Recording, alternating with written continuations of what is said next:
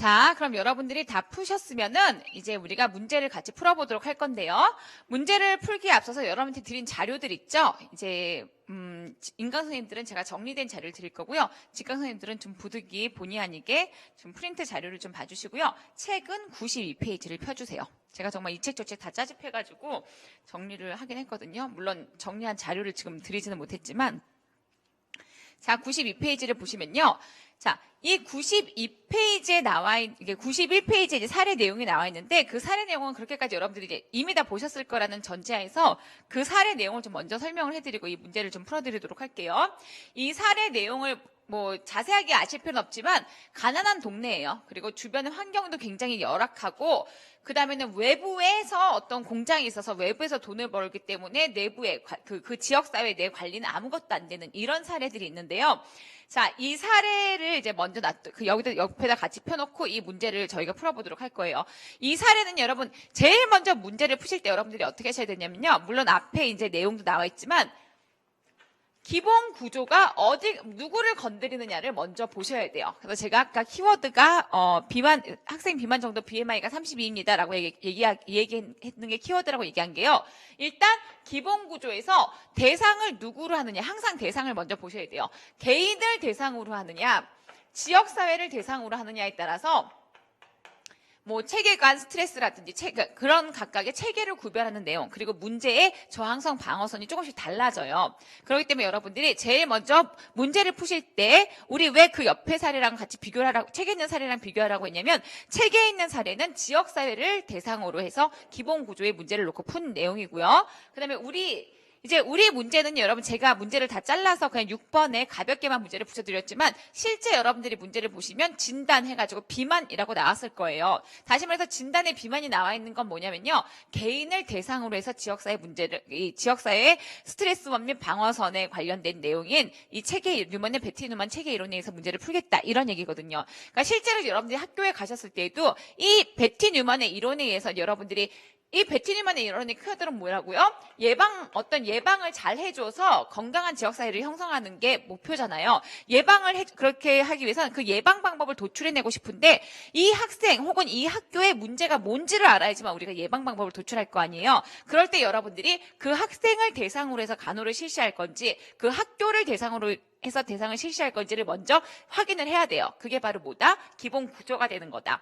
그래서 제가 이제 그 문제를 여러분들이 딱 보실 때 전체 이거는 학생 상담 일지나 이런 거 보시면은 그 학생의 문제 진단해가지고 비만 이렇게 나올 거면 비만에 관련된 이제 문제를 해결한다라고 보시면 아시겠지만 이 박스에서도 보시면요. 제일 처음에 학생 현황 이래가지고 비만 정도 하고 제가 가로를 쳐놨죠. 이게 바로 기본 구조가 되는 거예요. 그래서 이 사례는요. 학생 개인을 대상으로 해서 이 개인의 건강이 깨져서 비만이 된 이런 기본 구조가 이제 건강한 전체의 본인의 삶에서 기본 구조가 깨져서 비만한 상태가 되어 있는 그래서 이런 비만한 상태가 되어 있는 상태이기 때문에 이 아이에 대해서 어떻게 예방을 해줄 것이냐의 문제가 되는 거예요. 이 비만은 이미 기본 구조가 깨져 있는 상태인 거죠. 그렇기 때문에 이 기본 구조를 재구조화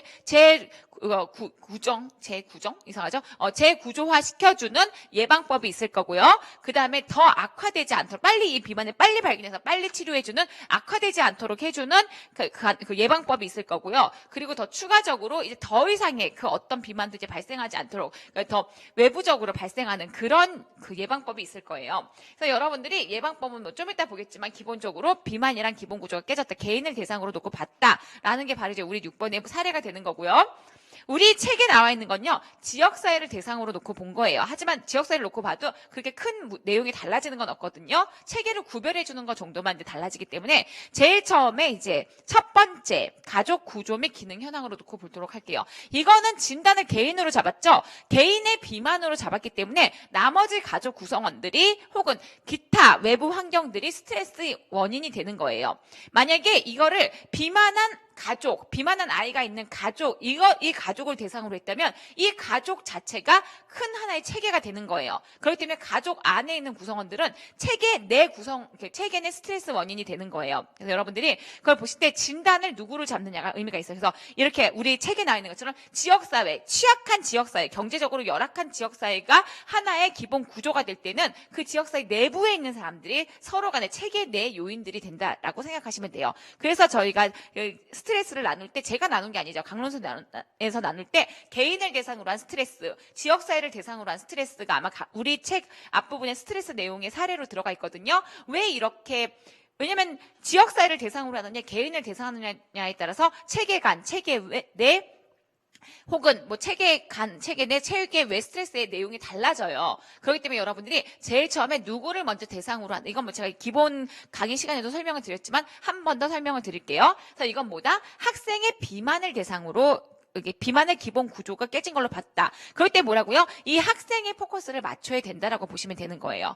그래서 이 학생의 만약에 다시 한번 말씀드리지만 사례가 뭐 보건교사가 그 학교에 있는 문제, 흡연을 하는 학교 흡연율을 낮추기 위해서 흡연하는 학교 이걸 가지고 진단을 잡았다면 학교 내에 있는 학생들의 각각의 문제들 그리고 학교의 뭐 환경 이런 게 다 체계 내 스트레스원이 되는 거예요. 하지만 그 흡연을 하는 학생 그 한 명을 대상으로 했다면 학교에서 학생에게 주는 교육이라든지 아니면 뭐 학교에서 제대로 교육해주지 못한 거 이런 것들은 다 체계 간 스트레스가 된다라고 여러분이 생각하시면 돼요.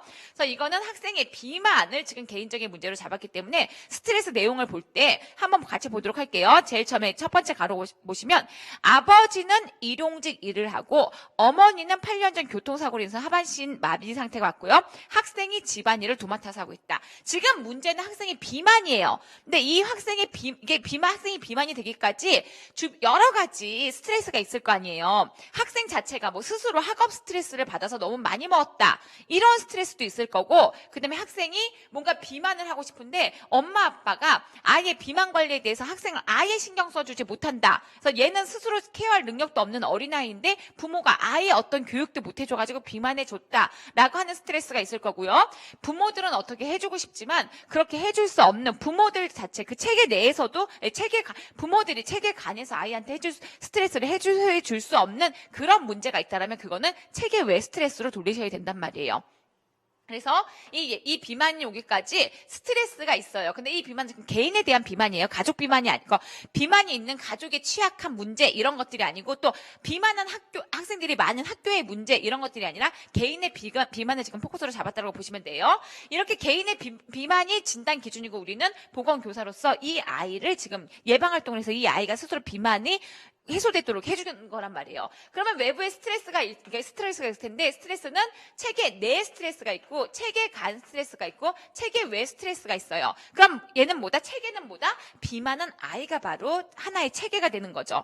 그럼 이 아이는 하나의 하부 체계이기 때문에 가족과는 체계 간의 관계가 될 거고요. 또 학교하고도 체계 간의 관계가 될 거예요. 하지만 이 가족이나 학교 이런 것을 혹은 여기서는 지금 가족만 사정했으니까 가족을 벗어나 외부 이런 외부의 활동과는 체계 외가 될 거예요. 이런 보시면 돼요. 그래서 체계 내에 만약에 스트레스가 있다. 그럼 얘는 스트레스 자체가 개인적으로 뭔가 개인이 너무 많이 먹는다라든지 뭐 스트레스를 굉장히 많이 받는다. 고통을 받는다. 이러면 체계 내 스트레스가 되겠죠. 개인이 받는 고통 이런 건 체계 내예요. 근데 여기는 설명처럼 아버지가 능력이 부족하고 엄마는 하반신 마비에서 돈을 벌 수가 없고 아이가 학생임에도 불구하고 집안일을 한다. 즉 다시 말해서 아이에게 어떤 기준이 정해져 있다? 역할 기대가 기존에 가지고 있는 학생의 역할에서 더 나아가서 주부의 역할까지 갖춰져 있는 거죠. 이렇게 역할 기대는 제가 이제 책을 한번 돌아와서 페이지 책의 스트레스의 부분이 88페이지를 보시면요. 88페이지에 보세요. 스트레스 원 구별할 때 대상을 개인으로 놓고 보느냐 지역사회로 놓고 보느냐에 따라서 스트레스 원들이 달라진다 그랬어요. 그렇기 때문에 여러분들이 먼저 대상을 누구로 잡느냐가 의미가 있어요. 그래서 우리 지금 한번 책의 우선 아버지가 돈을 못 버는 게 나의 체계 내는 아니기 때문에 일단 체계 간을 놓고 보도록 할게요. 아버지가 돈을 못 벌고 얼마가 상을 그 일을 못 하셔서 아이가 주부 일을 하고 있다. 아이의 역할 기대가 커졌다. 그건 체계간 요인에서 개인을 놓고 보세요. 개체간 일어나는 역할 기대가 변했다. 이건 뭐라고요? 체계간 스트레스가 되는 거예요. 그러니까 아이의 비만이 지금 가장 큰 문제. 아이의 개인을 놓고 우리가 그 뉴먼의 이론을 적용하고 있는데 이 아이가 비만하기까지 아이가 부모 역할까지 다 엄마 역할까지 다 하는 주부 역할을 하고 있다. 이건 뭐다? 역할 기대가 변화된 체계간 스트레스이다. 이렇게 여러분들이 보셔야 돼요. 개인을 놓고 보셨을 때랑 집단을 놓고 보셨을 때는 달라지기 때문에 이거 꼭 먼저 확인하셔야 돼요. 그다음에 두 번째는 경제적으로 매우 어려워서 기초생활 수급자 신청을 했다. 자 보세요. 이 아이가 지금 비만이 됐는데 경제적인 어려움 이 지금 어떤 이 아이에게 스트레스 원이 됐어요. 이게 체계 간 스트레스냐 체계 외 스트레스냐를 구별하시려면요. 체계 간 스트레스면 그 체계 간에서 해결이 가능해야 돼요. 그러니까 이 아이하고 만약에 부모하고의 왜냐면 가난한 건 부모가 돈을 못 버는 거잖아요. 이 체계 간의 스트레스는 하면 어떻게 된다? 만약에 이 체계 간의 문제가 해결이 되면 이 스트레스가 해결이 돼야 돼요. 하지만 뭐다? 이 경제적으로 어려운 상태는 부모가 쉽게 해결해 줄 수 있는 게 아니란 말이에요. 뭐 부모가 만약에 뭐 아이를 몸을 때린다. 그래서 아이가 혼나는 것 때문에 체계간 스트레스를 받는다. 그럼 어떻게 돼요? 부모가 그렇게 때리는 역할을 감소시켜주고 이러면 스트레스가 해소가 되거든요. 하지만 이렇게 고용이나 실직이나 이거는 부모가 돈 안 벌고 싶어서 안 보는 부모는 없잖아요. 실직하고 싶어서 그렇게 되는 부모는 없잖아요. 이런 외부에서 발생하는 사건, 사고 때문에 이 집안 내부에 어떤 문제가 발생해서 이 아이가 스트레스를 받게 되는 것. 이런 고용, 실직, 이런 돈과 관련된 경제적인 문제 이런 건 뭐라고 봐야 된다? 체계 외 스트레스라고 여러분들이 보셔야 돼요. 그래서 금전과 관련된 거는 이게 경제적으로 낮은 경제력은 체계 외 스트레스라고 보셔야 되고요. 가족 간에 아버지와 자식 간에 역할 기대가 바뀌는 것 혹은 뭐 아이가 소녀 가장이다. 아이가 뭐 주부 역할을 한다. 이런 것들은 체계 간 스트레스라고 놓고 보시면 돼요. 이게 지금 개인이라고 놓고 봤을 때예요.